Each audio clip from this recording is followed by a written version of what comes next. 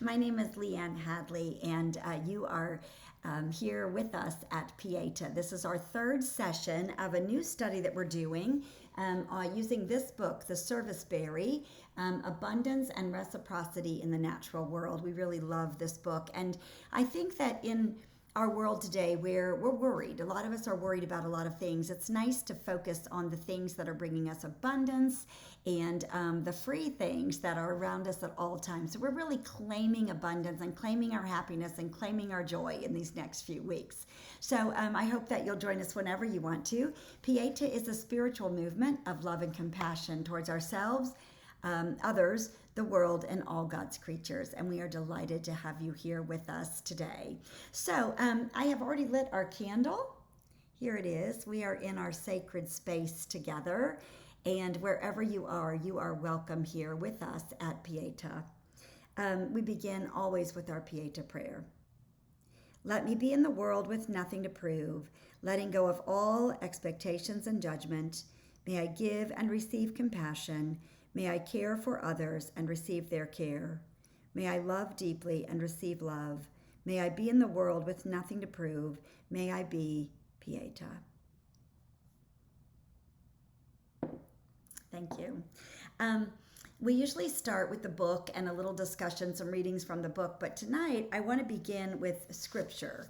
Our scripture lesson is from Exodus 16, and the Israelites and Moses are in the desert, and they've left everything in Egypt behind, and you would think they would be super happy, except once they get to the desert, they discover that there's nothing to eat. And these are people that have lived in Egypt. There was a lot of abundance in Egypt. And so they get really mad at Moses, and they say, if only we had died by the Lord's hand in Egypt. There we sat around pots of meat and ate all the food we wanted, but you've brought us out into the desert to starve this entire assembly to death.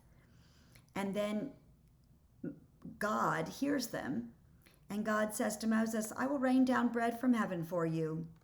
The people are to go out every day and gather enough for that day. And then that evening, quail comes and it covers the camp. And in the morning, there's a layer of dew all around the camp, which is the manna.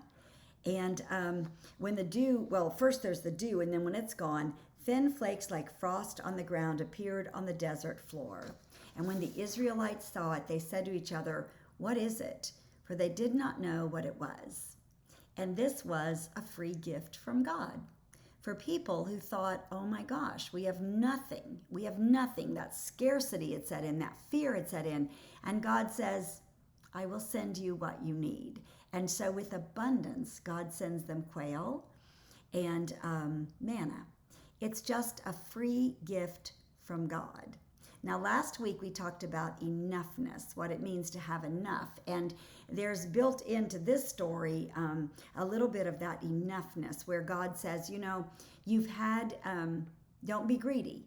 Take what you need, but no more. And so we've learned that when things are freely given to us and we embrace abundance, then we have a sense of enoughness, and then we're ready to give things back and to pass things along. So in the book, I'm sorry about that. In the book, she talks about this maternal gift economy. And she says right here, there's a person, Vaughan, who calls the most basic of human relationships a maternal gift economy. The flow of goods and services from mothers to babies or mothers to newborns. And it says, mothers do not sell their milk to their babies. It's a pure gift so that life can continue. And so they're talking about this part of like when things are given freely and we understand abundance and we have enough, then we're willing to pass it on. So the cycle is you get a gift, you have deep appreciation for it, and you're so appreciative that you understand that that abundance is kind of everywhere. There's nothing to fear. We live in an economy, a state of abundance, and we can then pass it on to other people. And so it is this cycle of abundance rather than scarcity that we want to live out of or try to live out of. And that's what the quail and the manna were. They were free gifts from God. It's what a mother's milk is to her baby. It's a free gift. And this helps life to go on and to continue.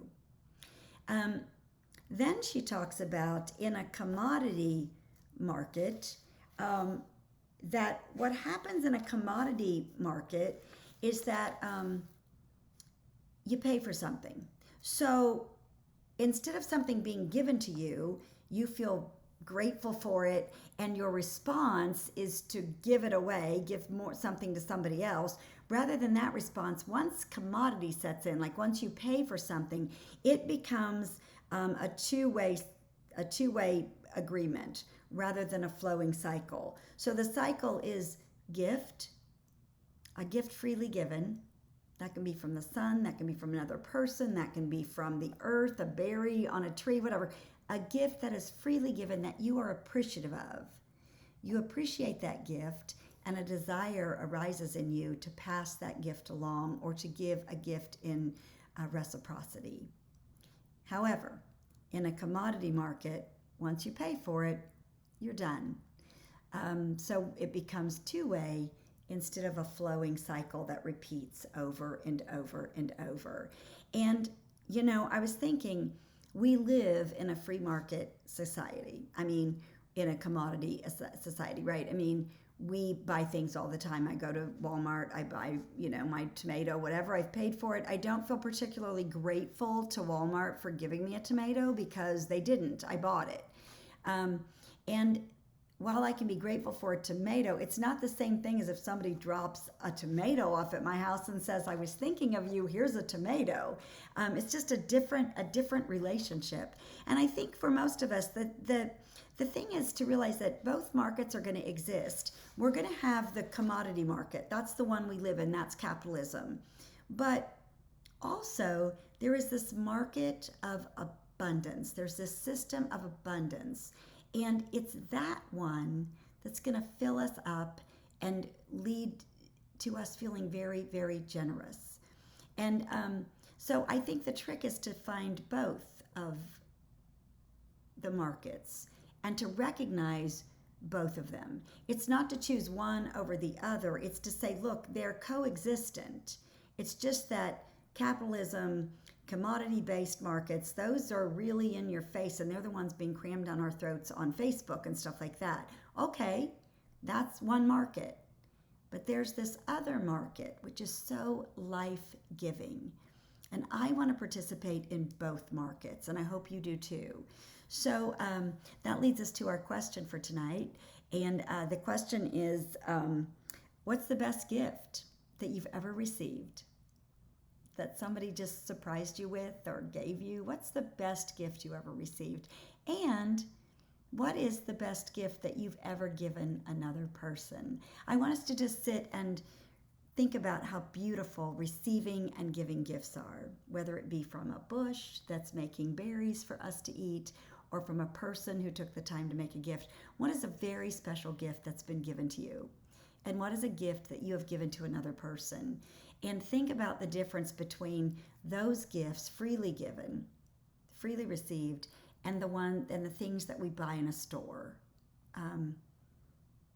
Like I said, you can buy a tomato and be grateful for it, but it is not the same as receiving the gift of a tomato or a scarf or whatever when it is just a gift freely given. So I just want to sit with gifts tonight, and those that have been freely given to us and those that we have given away. So take some time, ponder that, and then discuss it. And this week, when you spend money and when you buy something, pause for a minute and remember that that's only one of the two economies that we live in. One is the commodity economy, and one is the gift economy. And they're both part of our lives. So just let your spending trigger a moment where you stop and you think about the other gifts, the gifts that you receive in that economy. Okay? Thanks. I'm glad that you were here tonight, and I look forward to seeing you again next week.